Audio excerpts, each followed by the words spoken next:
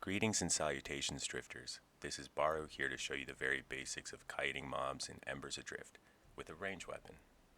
So you want to start off by equipping a range weapon. This could be a bow, a longbow, crossbow, or heavy crossbow. Kite don't count.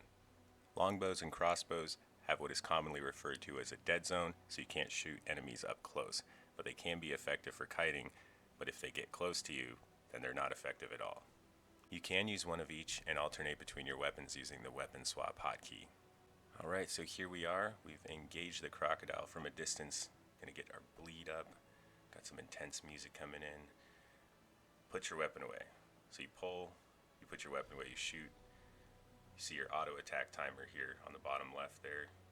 You can count down, use your attacks. Use your attacks, weapon away. And crocodiles are very slow, so this is a prime target to kite. And keep in mind, here's a roadway. It's not a well-traveled road, but roads do give you a 15 plus movement speed buff, so you can really utilize that to your advantage when you're kiting enemies. Human enemies are also very easily kited. They draw weapons and walk slower when their weapons are drawn.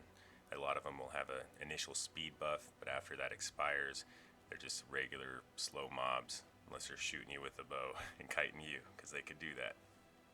Other enemies are rather quick, like spiders for instance. They lunge and hurl themselves at you, horrifying creatures.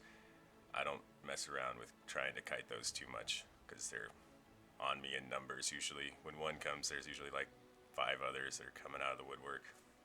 So if you got a range weapon, you can kite, but if you're going for the best kiting, they ward in with their Doom Spider Venom, plus their Alchemy Venom Strike. I believe it adds a slowing effect, and Doom Spider Venom increases the duration of the poison to like 40 seconds or something crazy, so you can actually slow a mob for quite some time.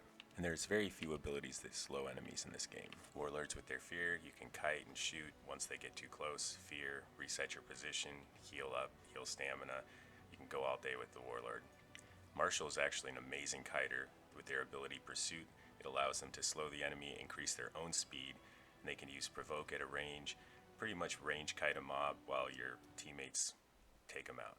So kiting can be a really effective way to handle enemies that you wouldn't be able to stand toe-to-toe with normally. I highly recommend getting really comfortable with putting your weapon away, swapping your weapon, have those uncomfortable hotkeys, and just practice popping those off and on and in and out. That's the very basics of kiting in Embers Adrift. I hope you enjoyed. If you'd like more guide videos on anything particular, feel free to let me know. I'm still working on lore videos, and I got another review video just rambling about here coming up maybe. I don't know.